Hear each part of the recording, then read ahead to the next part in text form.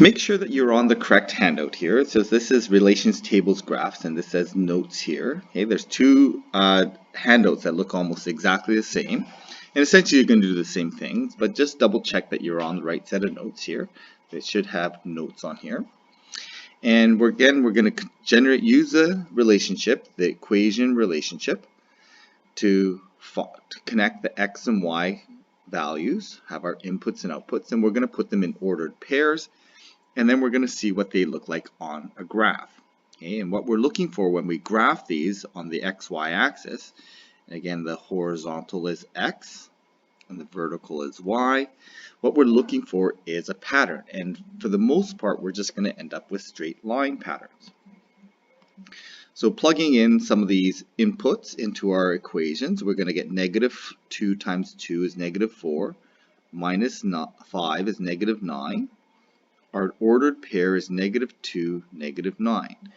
And I'm going to graph this on my graph. So I'm going to go, my first number is always going to be along the horizontal.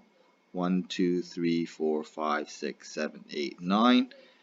Sorry, so that's 9 down, so it's negative, so it's down. So left 2, 1, 2, 3, 4, 5, 6, 7, 8, 9. Okay, so there's our coordinate. Okay, if what we're going to check for as we graph these is, are we going to get a straight line pattern? If our points are off of the straight line pattern, we should double check either our graphing or our calculations to make sure that we haven't made a mistake, because that often is the case if the graphs look kind of funny. So we're going to plug negative 1 in here. We're going to end up with negative 7. So it's going to be negative 1. Negative 7 is my coordinate, so I'm going to go to left 1, 1, 2, 3, 4, 5, 6, 7. 7 down, positive is up, negative is down, positive is right, negative is left. Okay, so 0, I plug in 0 for x, I get 5 for y. Okay, oops, so that's going to be negative 5. And I knew I made a mistake there because positive 5 would have been up here, which would have been wouldn't have fit my straight line pattern. So 3 times 2 minus 5 is going to be positive 1.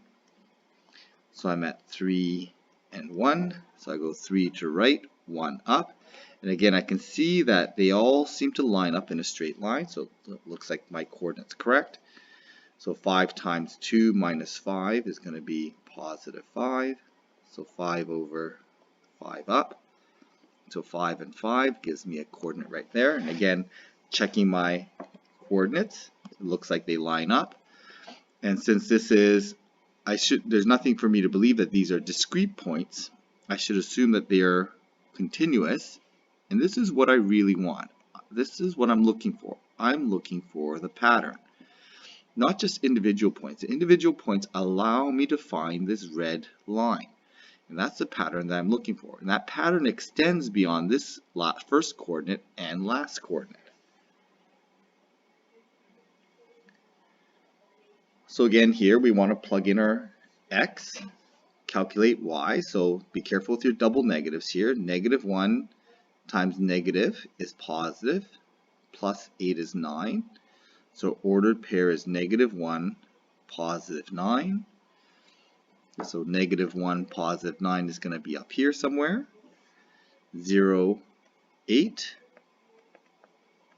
Okay, plug in 0, my y is 8. Plug in 1, negative 1 plus 8 is 7, so 1, 7. 2, I get negative 2 plus 8 is positive 6. Okay, and as I plug in my coordinates, I can see that's just kind of going down by ones. I plug in 5, I get negative 5 plus 8 is going to be 3, so 5 over 3 up. So I go 1, 2, 3, 4, 5, 3 up, and it still fits the pattern. It's still going down by 1 every time. So definitely all my coordinates line up. They seem to make a pattern. This is what I'm looking for. I'm really looking for this pattern. That's the important part. Okay, the idea of using the coordinate geometry is to find the pattern. And it looks like I found a straight line pattern, which is this red line here. So again, I'm going to plug in some x's. So negative 8 divided by 4 plus 2 plus 1 is going to give me negative 1. Okay, so I get negative 8, negative 1. It's going to be a coordinate right there. Negative 4 divided by 4 plus 1 is 0. So my ordered pair is negative 4, 0. Okay, right about there.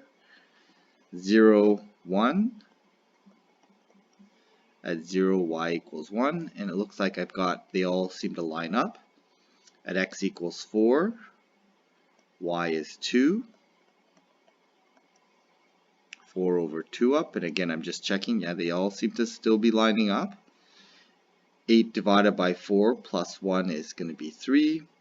So 8 over 3 up is going to give me a coordinate right about there. And again, since they are all lining up in a nice straight line, that's the pattern I'm looking for. And again, I'm going to assume that this is continuous, and I know that this pattern is going to extend beyond the first and last point.